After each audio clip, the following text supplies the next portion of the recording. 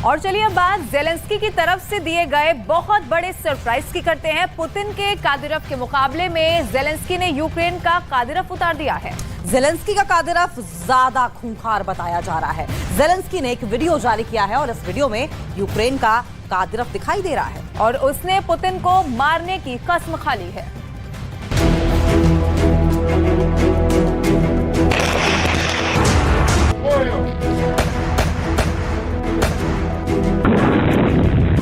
Господь, Отець наш Небесний, благословіть.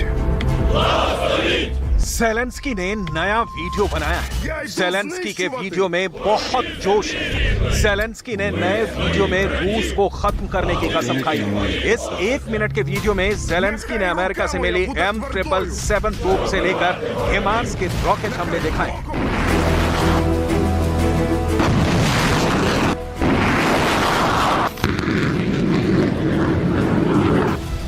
Zelensky ने बहुत ही घातक माने जाने वाले स्नाइपर अटैक से लेकर जर्मनी से मिले बहुत ही खास लेपर्ड टैंक की बमबारी भी दिखाई है।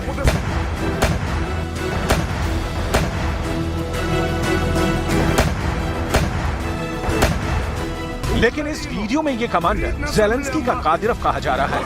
क्या ये वाकई में ज़ेलेंस्की का कादिरफ है? इस कमांडर का नाम क्या है? इसकी पहचान क्या है? ज़ेलेंस्की का ये कमांडर हथियारों की ताकत दिखाकर यूक्रेन के नौजवानों को बता रहा है कि देश की फौज को उनकी जरूरत क्यों है। ज़ेलेंस्की का ये कमांडर कैसे जोश दिला रहा है, बहुत गौर से देखिए। Рідна земля мати, Господь, Отець наш Небесний, благословіть. Благословіть! Я йду знищувати! Ворогів землі рідної! Вбити моїх братів! Гвалтівників моїх посестер! इन बातों से ज्यादा इसमें ज़ेलेंस्की के कमांडर पर पूरी दुनिया की नजरें टिक गई हैं। सब पूछने लगे हैं कि क्या ये वाकई ज़ेलेंस्की का कादिरफ है? ठीक वैसी शक्ल सूरत, ठीक वैसी ही आवाज और वैसा ही जोश भरने वाला अंदाज। सवाल है, क्या ज़ेलेंस्की को अपना कादिरफ मिल गया है, जो पुतिन के कादिरफ जितना ही खतरनाक है, जो पुतिन के कादिरफ जितना ही खूंखार है, जो दुश्मन को गोली से ज्यादा अपने खौफ से मार डालेगा?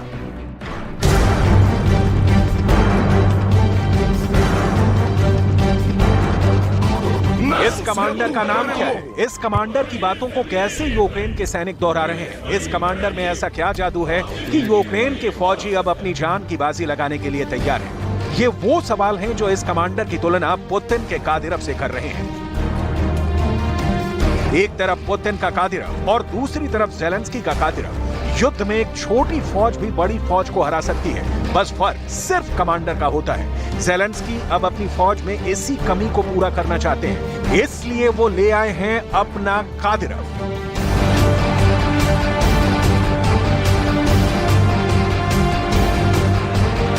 ज़ेलेंस्की का कादिरफ यानी यूक्रेन की फौज का ये कमांडर बता रहा है कि कैसे रूस की सेना ने उनके देश पर कितना जुल्म किया है। बुचा से लेकर मारियोपोल और बखमूत के हमलों की याद दिलाई जा रही है और फिर बहुत जोश के साथ बदला लेने का इरादा। ये ज़ेलेंस्की का नया माइंड गेम है। Нехай рука моя буде твердою, щоб вбивати ворогів. Нехай око моє буде ясним, щоб вбивати ворогів. Нехай зброя моя буде справною, щоб вбивати ворогів. Нехай воля моя буде сталь, щоб вбивати ворогів.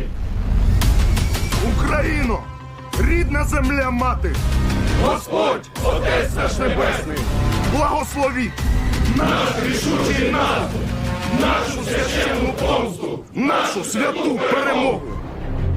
ज़ेलेंस्की नए फौजियों की भर्ती करना चाहते हैं। ज़ेलेंस्की नई फौज बनाना चाहते हैं। ज़ेलेंस्की बखमूत के बाद दूसरे मोर्चे को बचाना चाहते हैं। सवाल है कि आखिर यूक्रेन को ऐसा वीडियो जारी करने की नौबत क्यों आई? इसे ज़ेलेंस्की की नई ताकत समझा जाए या फिर ज़ेलेंस्की की बहुत बड़ी कमजोरी?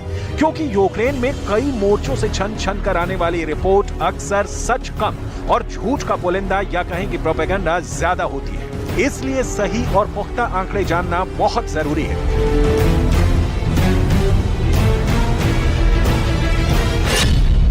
सिर्फ बखमूत के फ्रंट से रिपोर्ट है कि यूक्रेन की हर कंपनी के 80% सैनिक मारे जा चुके हैं। नुकसान रूस को भी हुआ है, लेकिन 80% का मतलब है कि बखमूत में तो ज़ेलेंस्की की फौज करीब करीब खत्म ही हो चुकी है। युद्ध से पहले यूक्रेन के पास 5 लाख की फौज थी, जिसमें 2.5 लाख रिजर्व के सैनिक थे। अब अमेरिका से लेकर कई पश्चिमी देशों की एजेंसियों की रिपोर्ट है कि यूक्रेन के 1 से 1.5 लाख सैनिक इस युद्ध में मारे जा चुके हैं। यूक्रेन ने कभी अपने मारे गए सैनिकों के आंकड़े जारी नहीं किए, लेकिन अब ये वीडियो बता रहा है कि ज़ेलेंस्की बहुत दबाव में है। ज़ेलेंस्की अब अपने कादिरव को मैदान में उतार चुके हैं। ज़ेलेंस्की को एक कादिरव जैसे कमांडर की बहुत ज्यादा जरूरत थी और बखमूत के नुकसान के बाद उन्होंने बहुत बड़ा फैसला किया है। ऐसा इसलिए करना पड़ा क्योंकि यूक्रेन की फौज की तादाद घटती जा रही है। पुतिन की सेना ने उन्हें चुन चुन कर मारा है। Отдельная и очень значимая задача – надежное прикрытие рубежей в непосредственной близости от зоны боевых действий. При этом нужно обеспечить быстрое прохождение как военных, так и гражданских транспортных средств и грузов, в том числе продовольствия, гуманитарной помощи, строительных материалов, которые поступают в новые субъекты Федерации, в Донецкую и Луганскую народные республики, Запорожскую и Херсонскую области. Здесь необходимо यूक्रेन की फौज जमीन पर रूस का मुकाबला नहीं कर पा रही। यही वजह है कि अब यूक्रेन का पूरा फोकस एयरफोर्स और हवाई हथियारों पर है और इनमें सबसे नया नाम है स्टॉर्म शैडो क्रूज मिसाइल का। यह मिसाइल फाइटर जेट से फायर की जाती है। ब्रिटेन से मिले इस मिसाइल को लेकर ज़ेलेंस्की का जोश बहुत हाई है और अब उन्हें यकीन है कि इस मिसाइल से वो रूस को रोकने में कामयाब होंगे। लेकिन इस मिसाइल की रिपोर्ट क्या कहती है, इस पर पुतिन की खास नजर है। रूस ने दावा किया है कि उसने यूक्रेन की तरफ से दागी गई 2 स्टॉर्म शैडो क्रूज मिसाइल को मार गिराया है। इसके अलावा हिमार्स से दागे गए रॉकेट और एंटी रेडार मिसाइल हाम को भी आसमान में खत्म कर दिया है। पुतिन की फोर्स ने यूक्रेन के 12 ड्रोन भी मार गिराए हैं। अगर ऐसा हुआ है तो ये ज़ेलेंस्की के लिए बड़ा झटका है। На Солидарском тактическом направлении противник вчера провел наступательные действия на всей линии боевого соприкосновения сторон протяженностью более 95 километров. Подразделениями вооруженных сил Украины было предпринято 26 атак, в которых были задействованы более 1000 военнослужащих. स्टॉर्म शैडो मिसाइल बेहद शक्तिशाली मिसाइल है। इसका निशाना बेहद ही सटीक होता है और यही कारण है कि नेटो के सभी देश इस मिसाइल को अपने फाइटर जेट में लगाते हैं, जिससे कि वो दुश्मन को सटीक हमला कर सकें और तबाह कर सकें।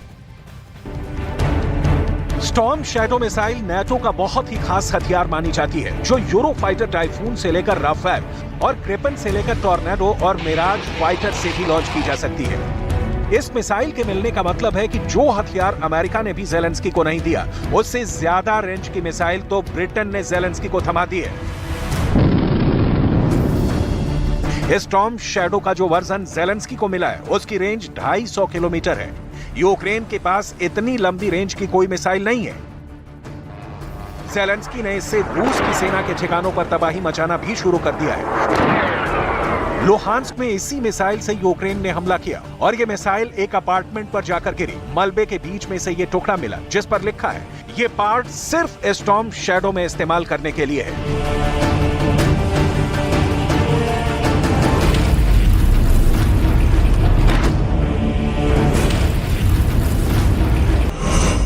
एक स्टॉर्म शैडो की कीमत 23 करोड़ रुपए है, लिहाजा ये बहुत ही महंगी मिसाइल है और इसका टारगेट भी बहुत खास होना चाहिए। लेकिन यूक्रेन इसको सही तरीके से अब तक इस्तेमाल नहीं कर पाया है, जिसमें उसने रूस के किसी बड़े हाई वैल्यू टारगेट को उड़ाया हो। यूक्रेन का दावा है कि रूस इस मिसाइल से घबरा गया है, लेकिन क्या यह वाकई सच है? स्टॉर्म शैडो लंबी दूरी की क्रूज मिसाइल जरूर है, लेकिन रूस का दावा है कि वो इसे इंटरसेप्ट करने में कामयाब रहा है।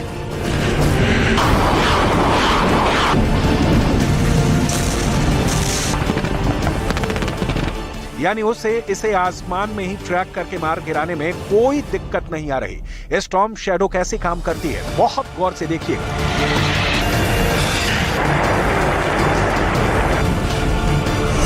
स्टॉर्म शैडो मिसाइल को यूक्रेन सुखोई 24 विमान से फायर कर रहा है। सोवियत दौर के इस विमान को इससे लैस किया गया है। यह फाइटर जेट टारगेट से 250 किलोमीटर दूर इस मिसाइल को लॉन्च करता है। उसके बाद ये मिसाइल अपने पहले से तय फ्लाइट पाथ पर उड़ते हुए टारगेट के करीब पहुंचती है और हमले से ऐन पहले स्टॉर्म शैडो एक ऊंचाई तक जाती है और फिर डाइव करके अपने टारगेट पर हिट करती है।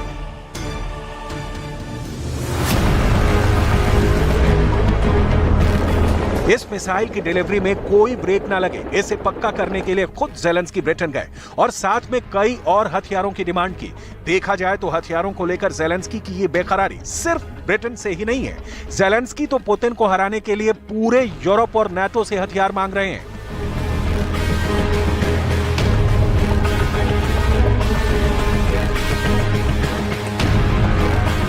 इसीलिए ज़ेलेंस्की ने यूरोप के 4 देशों का एक्सप्रेस दौरा किया। ज़ेलेंस्की सबसे पहले इटली गए, इसके बाद ज़ेलेंस्की फ्रांस भी गए और जर्मनी भी गए। फिर ज़ेलेंस्की ने ब्रिटेन के भी दौरे का फैसला किया।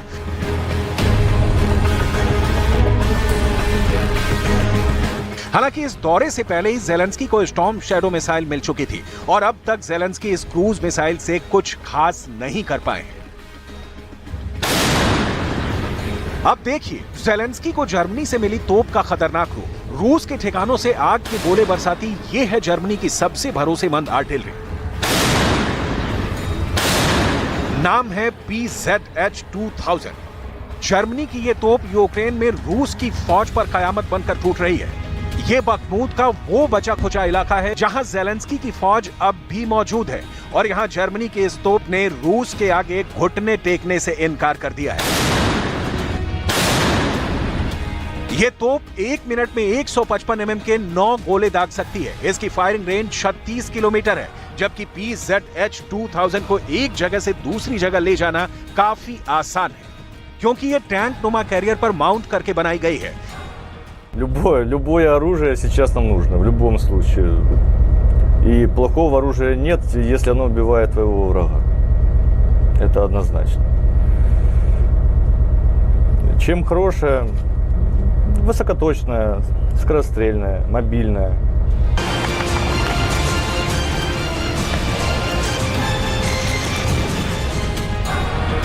ये वो सिस्टम हैं जिनकी जरूरत यूक्रेन को इस वक्त बहुत ज्यादा है।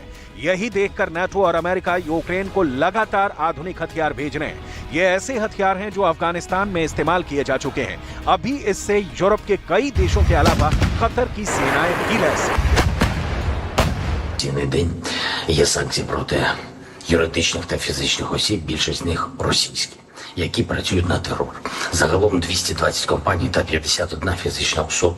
Це підприємства ВПК та дотичні російські компанії, підприємства, що обслуговують війну, і особи, через яких відбувається управління.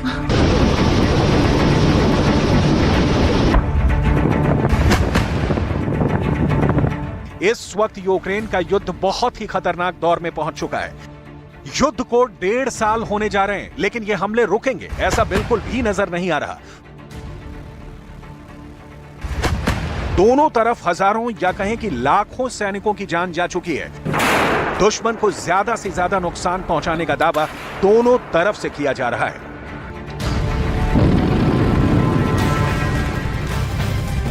और पुतिन ने कीव पर अब तक की सबसे खतरनाक बमबारी कर दी है। पुतिन ने ड्रोन का भी इस्तेमाल यहां पर किया है। पुतिन ने क्रूज मिसाइल भी फायर की। ये सब पुतिन ने इसलिए किया क्योंकि उन्हें ज़ेलेंस्की के पास बहुत ही खतरनाक हथियार के बारे में पता चल गया है। अब पुतिन इन हमलों के जरिए ये देखना चाहते हैं कि ज़ेलेंस्की का जवाब कैसा होगा।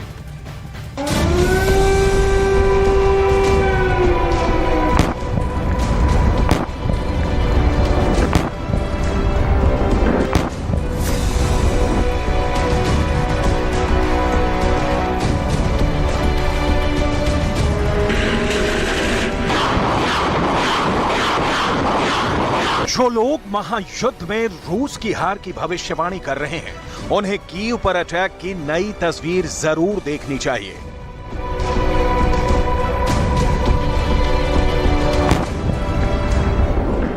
कीव के किले को ज़ेलेंस्की के बंकर समेत टारगेट किया जा रहा है। कीव को कब्रिस्तान में बदलने के लिए रातों दिन हमले हो रहे हैं।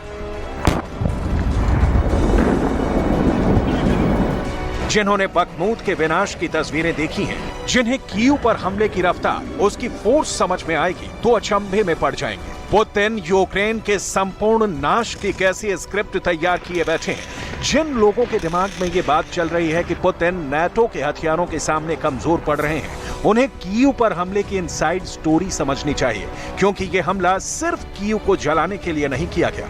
ये हमला ज़ेलेंस्की के